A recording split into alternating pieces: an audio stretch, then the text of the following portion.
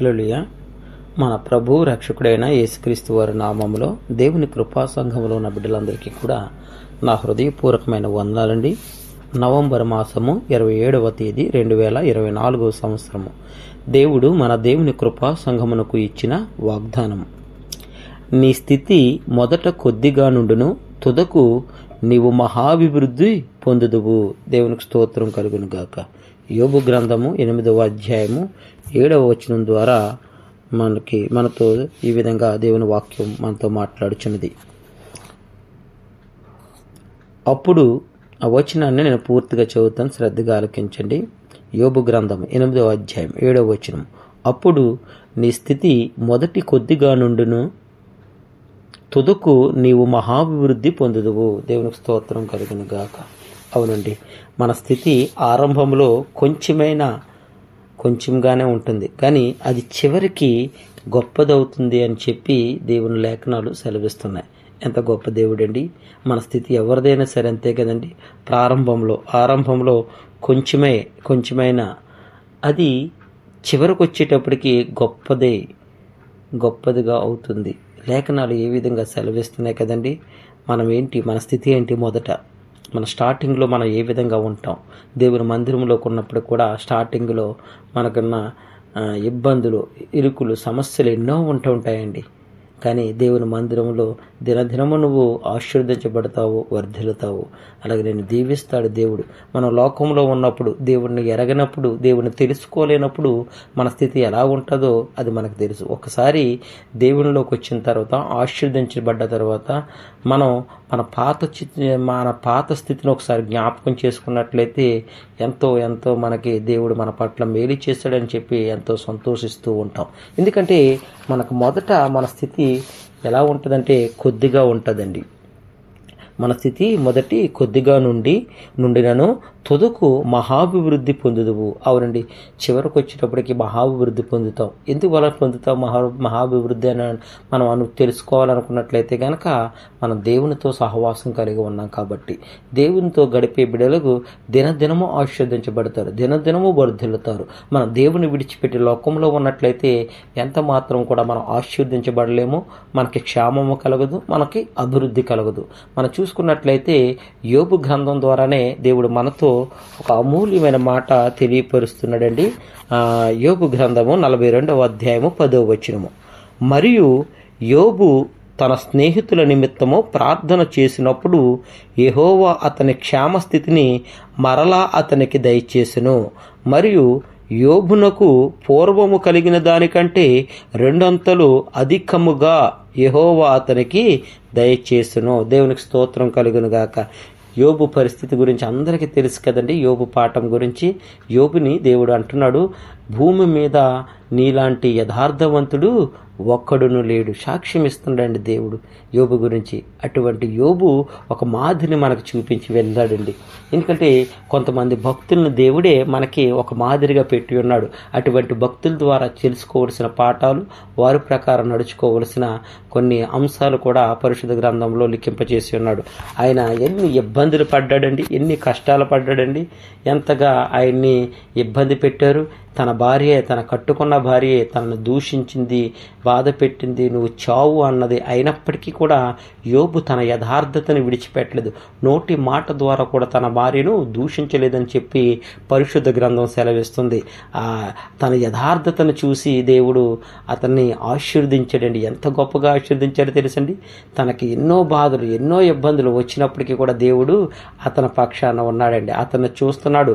అతని ఈ శ్రమల్లోనూ ఇబ్బందుల్లోనూ నన్ను దూషిస్తాడా, లేదంటే కనుక నా నుండి వైదొలుగుతాడా అని చెప్పి ఆయన అబ్జర్వేషన్ చేస్తున్నాడు, పరీక్షిస్తున్నాడు. కానీ ఆ పరీక్షలో యోబు పాస్ అవునట్లు పరిశుద్ధ గ్రంథం సెలవిస్తుందండి. అందులో విజయం పొందిన యోబుని ఏ విధంగా ఆశీర్వదించాడనేది 42వ అధ్యాయము, యోబు గ్రంథం 42వ అధ్యాయము 10వ వచనం ద్వారా ఆయన తెలియపరుస్తున్నాడండి. మరియు యోబు తన స్నేహితుల నిమిత్తము ప్రార్థన చేసినప్పుడు, అవునండి, యోబుని తన స్నేహితులు, తన బంధువులు, తన భార్య అందరూ విడిచి వెళ్ళిపోయారండి. అయినప్పటికీ కూడా వారి కొరకు యోబు ప్రార్థన చేస్తాడండి. ప్రార్థన చేసినప్పుడు ఏం జరిగిందంటే, యెహోవా అతని క్షేమస్థితిని మరలా అతనికి దయచేసెను.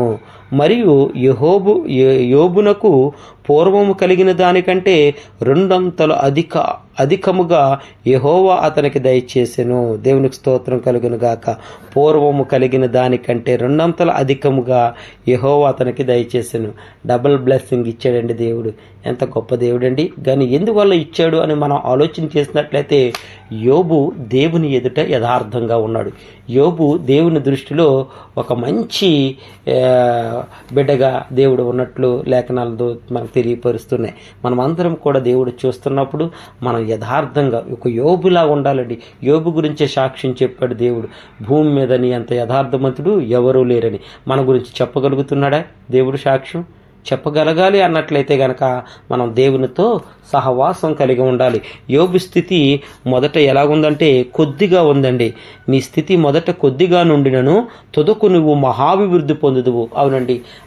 యోబు జీవితంలో చివరికి మహాభివృద్ధి పొందినట్లు మనం చూస్తున్నాం. అలాగే మనం మొదటగా ఎప్పుడు కూడా మన స్థితి కొద్దిగానే ఉంటుంది.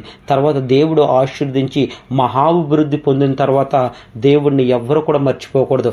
మన మొదటి స్థితి ఏంటనేది జ్ఞాపకం పెట్టుకోవాలి. ఇప్పుడు నేను దేవునితో ఉన్నప్పుడు, దేవుడు నన్ను ఆశీర్వదించిన తర్వాత, దేవుడు నన్ను అభివృద్ధి చేసిన తర్వాత, దేవుడు నాకు క్షేమం ఇచ్చిన తర్వాత పాత రోజులు వేటిని కూడా మనం మర్చిపోకూడదండి. మన మొదటి స్థితి ఏంటనేది మన జ్ఞాపకం పెట్టుకోవాలి. నీ స్థితి మొదట కొద్దిగా నుండును, అది తుదకు నీవు మహాభివృద్ధి పొందుదువు. అవునండి. చివరికి వచ్చినప్పుడు చాలామంది కూడా ఆశీర్వదించబడ్డ తర్వాత దేవుడి నుంచి వైదొలుగుతూ ఉంటారు. మొదట వారికి ఏముండదు. అయ్యా ప్రార్థించండి, అయ్యా మా పరిస్థితి ఎలా ఉంది అన్నప్పుడు, ఉద్యోగం కావాలి, లేదంటే ఇంకా వారికి ఉన్న సమస్యల నుంచి పరిష్కారం కావాలన్నప్పుడు దేవుని సేవకులకి తెలియపరుస్తూ ఉంటారు, ప్రార్థించండి అని చెప్పి. దేవుని సేవకులు, సంఘ బిడ్డలు కన్నీరు విడిచి ప్రార్థన చేస్తారు. వారి కొరకు చక్కటి ఉద్యోగం వస్తుంది, వారు చక్కగా ఆశీర్వదించబడతారు, దీవించబడతారు. అంతకుముందు వాళ్ళ క్రమం తప్పకుండా మందిరానికి వచ్చేటివారు. ఆశీర్వదించబడ్డ తర్వాత, దీవించబడ్డ తర్వాత, చక్కటి ఉద్యోగం పొందుకున్న తర్వాత వారు చెప్తున్న మాట ఏంటంటే, అయ్యా మందిరానికి రావటానికి సమయము కుదరటం లేదు, పని వెరీ బిజీ. అంటే దీని అర్థం ఏంటండి? దేవుడు ఆశీర్వదించిన తర్వాత ఈ లోకంలో ఉన్నటువంటి వారు దేవుడి నుంచి వైదొలిగిపోతూ ఉంటారు. అది ఎంత మాత్రం కూడా అలా ఉండటానికి వీల్లేదు. ఎందుకంటే దేవుడిచ్చిన ఉద్యోగాన్ని బట్టి, దేవుడిచ్చిన ఆరోగ్యాన్ని బట్టి, దేవుడిచ్చిన నీ క్షేమస్థితిని బట్టి ఎప్పుడు కూడా కృతజ్ఞత కలిగి ఉండాలి. అప్పుడే దేవుడు నిన్ను బహుగా ఆశీర్వదిస్తాడు. మనం ఎలా ఉండాలంటే ఆత్మీయంగా, ఆధ్యాత్మికంగా వర్ధిల్లాలి. అలా వర్ధిల్లాలి అన్నట్లయితే దేవుణ్ణి ఎంత మాత్రం కూడా మర్చిపోకూడదు. మనం మొదట మన స్థితిని మన జ్ఞాపకం చేసుకోవాలి. ఇప్పుడు ఉన్న స్థితిని దేవుడు ఇచ్చాడు కదా అని చెప్పి కృతజ్ఞత కలిగి దేవునికి ఇచ్చే సమయం దేవునికి ఇవ్వాలి. అప్పుడు మనం ఆశీర్వదించబడతాము, మనం వర్ధిల్లుతాము. మనం చేస్తున్న పనులు, మన కుటుంబము, మన బిడ్డలు అందరినీ కూడా దేవుడు బహుగా దీవిస్తాడండి. మొదట కొద్దిగానే ఉంటాము, కానీ చివరికి మహాభివృద్ధి పొంది మనం ఎంతగానో అనేక మందికి మాదిరికరంగా ఉంటాం. యోబు ద్వారా మనకు ఒక చక్కటి అమూల్యమైన పాఠాన్ని మనకు తెలియపరుస్తున్నాడండి. ఎంత గొప్ప దేవుడండి. నీ స్థితి ఆరంభంలో కొంచెమైనా అది చివరికి గొప్పదవుతుంది. అవునండి. దేవునిలో ఉన్న వారికి అందరికీ కూడా ఇది ఒక గొప్ప బ్లెస్సింగ్స్, గొప్ప ఆశీర్వాదము. మన స్థితి ఆరంభంలో కొంచెమే ఉంటుంది, కానీ అది చివరికి గొప్పదవుతుందండి. మనల్ని అవమానించిన వాళ్ళే, మనం నిందించిన వారే, వాళ్ళే మనల్ని పొగుడుతూ ఉంటారు, దేవుని నామాన్ని నిన్ను బట్టి ఘనపరుస్తూ ఉంటారు. అది దేవుని యొక్క చిత్తమై ఉన్నది. దేవుడు ఆ విధంగా మనల్ని ఆశీర్వదిస్తాడు. ఇక్కడ యోబు జీవితంలో చూసుకున్నట్లయితే, యోబుకు పూర్వము కలిగిన దానికంటే 2 అంతల అధికముగా యెహోవా అతనికి దయచేసెను. దేవుడు దయచేసేవాడండి, ఆశీర్వదించేవాడండి. ఎప్పుడు ఆశీర్వదిస్తాడంటే మన హృదయము దేవుని ఎదుట కరెక్ట్గా ఉన్నప్పుడు, మన నీతి నిజాయితీగా మనం జీవిస్తున్నప్పుడు దేవుడు బహుగా ఆశీర్వదిస్తాడు. దేవుని కృపా సంఘంలో ఉన్న బిడ్డలకి, అలాగే ఈ వాక్యం ఎంతమంది బిడ్డలైతే వింటున్నారో వారందరికీ కూడా నేను తెలియపరుస్తుంది ఏంటంటే, మనం దేవునితో సహవాసం కలిగి ఉండాలి. మన మొదటి స్థితిని ఎప్పటికీ మర్చిపోకూడదు. దేవుడు ఆశీర్వదించిన స్థితిని కూడా జ్ఞాపకం చేసుకోవాలి. ఇదంతా కూడా దేవుడే నాకు దయచేశాడు అనే ఒక మాటని మనం మర్చిపోకుండా మనం జీవించినట్లయితే మన కుటుంబాలు, మన ఉద్యోగాలు చక్కగా ఆశీర్వదించబడతాయని నేను ప్రభు పేరట మీ అందరికీ తెలియజేస్తూ ఈ కొద్ది మాటలు దేవుడు దీవించి ఆశీర్వదించును గాక. ఆమేన్. ఆమేన్. ప్రార్థన చేసుకుందామండి. చాలా విజ్ఞాపనలు ఉన్నాయి, వాటి కొరకు ప్రార్థన చేద్దాం. మహాపరిశుద్ధుడా, మహోన్నతుడా, మహాగణుడా, నీకు ఉదయకాల సమయాన్న తండ్రి ప్రభా, నీ పాదాల చెంతకు వచ్చాను తండ్రి. అనేకమైన విజ్ఞాపనలు తండ్రి, వాటిని మీ పాదాలు చెంత పెడుతున్నాను. స్వీకరించండి, అంగీకరించండి, వాటికి ప్రతిఫలాలని దయచేయమని అడుగుతున్నాను. దేవాన్ని స్తోత్రం తండ్రి. నిన్న ఉదయకాల సమయంలో ఒక సహోదరి విజ్ఞాపన ఇచ్చింది. భవానీ అనే సహోదరి తండ్రి సివిల్ ఐడి కార్డు పొందుకునేలాగా ప్రార్థించండి అయ్యా అని చెప్పి విజ్ఞాపన ఇచ్చింది. భవానీ గారు పతాక పొందుకోవటానికి నీ కృప చూపించండి, ఆ బిడ్డకి మీరు తోడుండమని అడుగుతున్నాను తండ్రి. అలాగే తండ్రి ప్రభా, సహోదరి ఇందిరా గారు ఇచ్చిన విజ్ఞాపన కొరకు నేను ప్రార్థిస్తున్నాను. అయ్యా, నా గురించి ప్రార్థించండి, నా గృహ యజమానుల గురించి ప్రార్థించండి. అలాగే నేను డిసెంబర్ 25వ తేదీన నేను చర్చికి రావాలనుకుంటున్నాను, క్రిస్మస్కి రావాలనుకుంటున్న నా కొరకు ప్రార్థించండి అని చెప్పి విజ్ఞాపన ఇచ్చి ఉన్నారు. దేవానికి స్తోత్రం. ఆ బిడ్డను ఒకసారి ఇందిరా గారిని జ్ఞాపకం చేసుకోండి. యజమానుల యొక్క హృదయం మార్చుతండి. ఆ బిడ్డ తండ్రి ప్రభా డిసెంబర్ 25వ తేదీన తండ్రి మందిరానికి రావడానికి కృప చూపించండి. అలాగే తండ్రి ప్రభా సియోను కుమారి గారి కుమారుడు రాజేష్ కొరకు కూడా నేను ప్రార్థిస్తున్నాను తండ్రి. ఆ బిడ్డ కూడా తండ్రి ప్రభా సివిల్ ఐడి పొందుకుని తండ్రి ప్రభా నీ చిత్తమైతే శుక్రవారం దినాన తండ్రి నీ మందిరంలో బిడ్డని ప్రవేశపెట్టండి. సాక్ష్యం చెప్పుకుని నామాన్ని మహింపరచడానికి కృప చూపించండి. అలాగే తండ్రి ఇండియా దేశంలో తండ్రి ప్రభు ఈ దినం నుండి దేవుని కృపా సంఘం మందిర కార్యక్రమాలు ప్రారంభించబోతున్నారు. దేవా, ఆ ప్రారంభించిన దినం నుంచి దేవా ఆ మందిరం కంప్లీట్ అయ్యే వరకు కూడా మీరే తోడుగా ఉండి అక్కడ ఏ కొదవ అక్కరతున్నాయో వాటన్నిటిని కూడా మీరు తీర్చండి. మీరే అక్కడ ఉండి తండ్రి ఆ కార్యక్రమాలన్నీ జరిగించండి తండ్రి ప్రభు. ఎవరికి ఎటువంటి ప్రమాదాలు జరగకుండా నీ కాపుదల భద్రత ఉంచి చక్కగా అక్కడ పని జరగటానికి నీ కృప చూపించండి. మీరే సహాయం చేయండి. మంగం వెంకటేశ్వరరావు గారు కాలు బెనికి బాధపడుతున్నారు. ఆయన కూడా సంపూర్ణమైన స్వస్థత ఉంటే చక్కటి ఆరోగ్యాన్ని దయచేయమని అడుగుతున్నాను. దేవానికి స్తోత్రం, నీకు వందనాలు తండ్రి ప్రభు. సహోదరి నీలిమ గారు దేవానికి స్తోత్రం తండ్రి. ఆ బిడ్డకి నూతనమైన పనిని దయచేయమని తెలియపరిచి ఉన్నారు తండ్రి. పని లేదు తండ్రి, పని దయచేయండి. అలాగే తండ్రి ప్రభా వారి సంపూర్ణ కుటుంబాన్ని కూడా దీవించండి, ఆశీర్వదించండి. ఆశయ గారు మేడం గారు తండ్రి గర్భసంచి సమస్యతో బాధపడుతున్నారు. ఆ బిడ్డను ఒకసారి జ్ఞాపకం చేసుకోండి తండ్రి. నీ కృపలో ఆ బిడ్డను భద్రపరచండి తండ్రి. చక్కటి ఆరోగ్యం దయచేయండి తండ్రి. దేవప్రియులు అమృతరావు గారు ఇచ్చిన విజ్ఞాపన తన కుమారుడు జోషఫ్ తంబి తండ్రి. దేవానికి వందనాలు తండ్రి ప్రభా. గవర్నమెంట్ ఉద్యోగం కొరకు ప్రయత్నిస్తున్నాడు. ఆ ప్రయత్నాల్లో మీరు తోడండి, ఆ ప్రయత్నం ఫలించేలాగా కృప చూపించండి. దేవశాఖ వెంకటరత్నం గారు అలాగే తండ్రి డానియేలు దేవ ఇద్దరు బిడ్డలు కూడా తండ్రి విజిట్ వీధం మీద వచ్చారు తండ్రి. మస్కెట్లో తండ్రి ప్రభా. డాని అయితే మెకానికల్ ఇంజనీరు, శాఖ వెంకటరత్నం అయితే ఏసీ టెక్నీషియన్. ఇద్దరు బిడ్డలు కూడా ఉద్యోగాల కొరకు ప్రయత్నాలు చేస్తున్నారు. ఆ ప్రయత్నాల్లో మీరు ఉండి వారిద్దరికి కూడా చక్కటి ఉద్యోగాన్ని దయచేయమని అడుగుతున్నాను తండ్రి. అలాగే శ్యాంబాబు గారు ఇచ్చిన విజ్ఞాపన తండ్రి తన భార్యని తండ్రి ప్రభా మస్కెట్ దేశానికి తీసుకురావాలని ఆశ కలిగి ఉన్నాడు. దేవాది నీ చిత్తమైతే బిడ్డ జీవితంలో జరిగించండి తండ్రి.